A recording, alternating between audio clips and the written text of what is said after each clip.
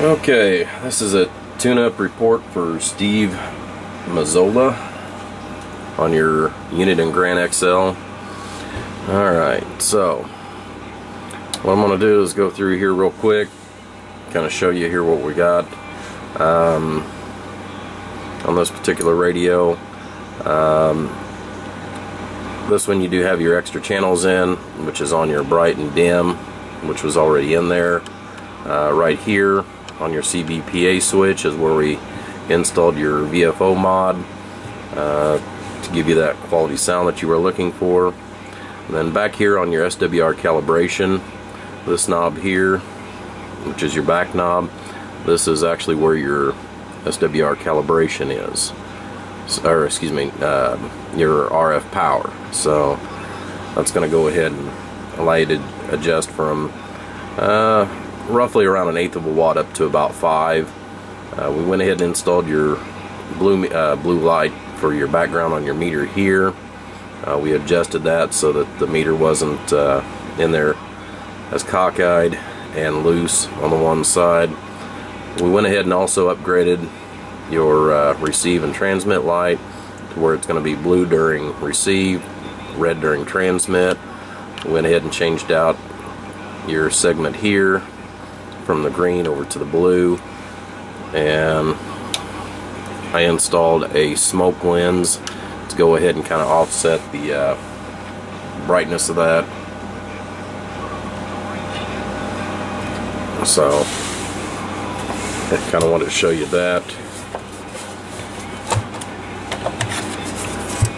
Alright, so we're going to go inside the radio here for just a moment.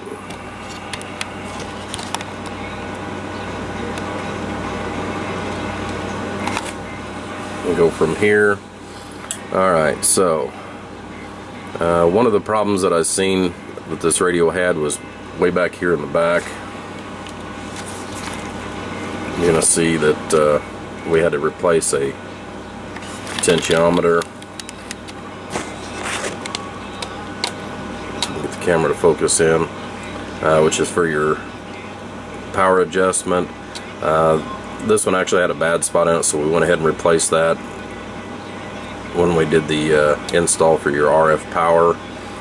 We upgraded your electrolytic here, which is your primary that feeds the radio itself. We went through and checked the receive on it, did the alignment on it, and went through the entire radio itself as far as on the overall. So alright, so now what we're going to do is we're going to go ahead and close this up. I'll put it on the meter and we'll show you what it's doing here on the meter. Cracker Box, come on up here to the corner, man. I got a sloppy copy, but I did hear you in there. Cracker Box, 420 around the garden, trying to get it back. Alright, 420, have yourself a good day up here. Cracker Box down here in Mobile in Indiana, back out.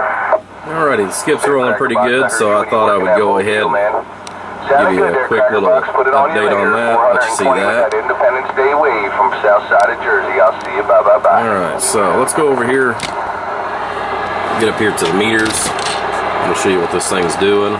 Well, I was trying to talk to him till you swiped that duck water and everything. The meters here across the band. Nah, no big deal. I think he was done, man. Is that one of your buddies out there, Cracker Box there, 747 break?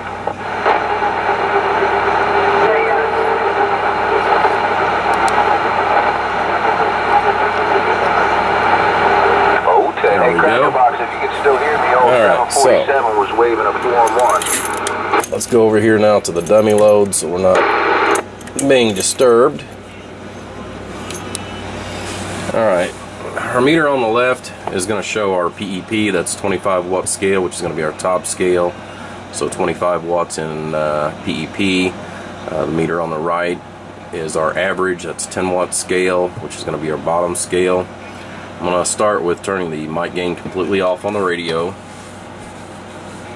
We're going to adjust the carrier from fully all the way down to the up position.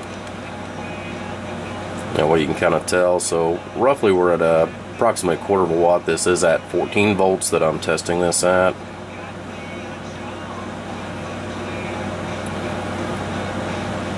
And we're at 4 3/4 as far as on the top end. So at 4 3/4, we're going to go ahead and do 1 o'clock on the mic gain to start with, and we are using just a stock hand mic. Hello audio, Rio audio. So about 7 RMS. Hello audio, and 19 PEP. Now we're going to back this thing down a little bit.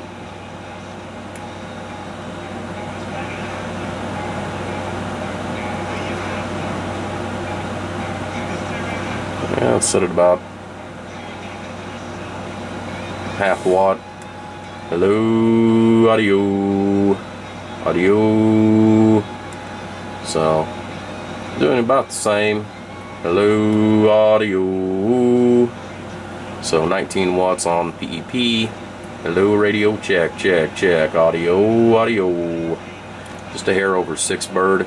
I could actually get a little bit more out of this, but I have found that if I volt the finals, the radio actually starts getting really hot and eventually starts causing problems and breakdowns. And these radios are just made for primarily audio. But you're going to have a lot more forward swing and average on this than what you had primarily before. We're going to go ahead and back this back out here.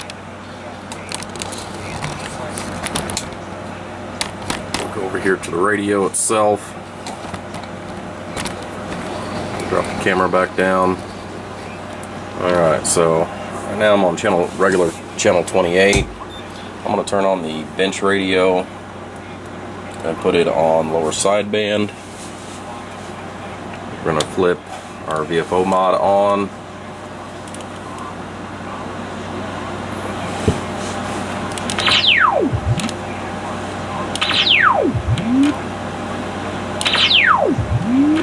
That way you can actually hear the VFO mod taking off.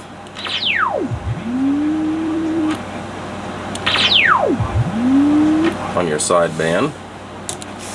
And that's with it off.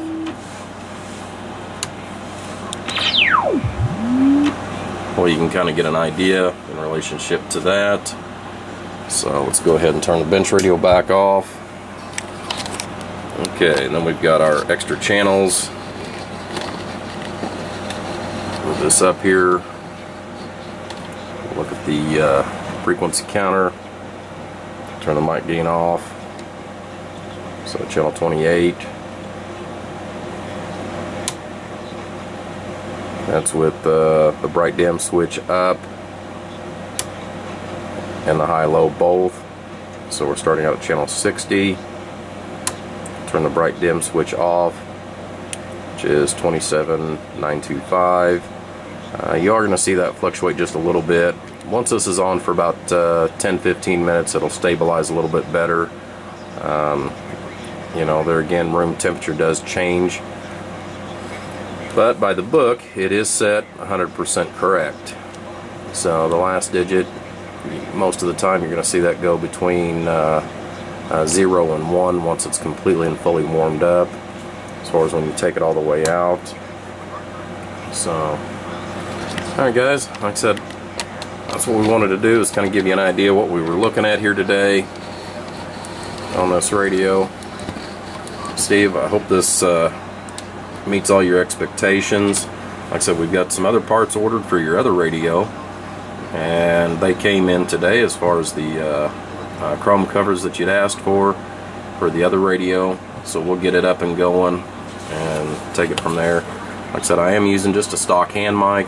If you run a D104, which is what I think you'd said prior that you're going to be wanting to run, chances are you're going to probably run this about 1 o'clock. That's the reason why I showed you the audio with just the stock hand mic at 1 o'clock. Believe it or not, all the limiters are still intact now, unlike it was when it came in. But as you can see, you've still got a a lot more. When we started out with this radio on the bench, we were only getting about 14 watts PEP and about 4.5 watts RMS by our scales. So like I said, we brought it up to about 6, just a little over 6, but should work for a very, very long time and serve you very, very well. Alright, big guy, hope you enjoyed your video of your radio, and you'll be seeing it here probably after 4th of July. Guys, thanks for watching.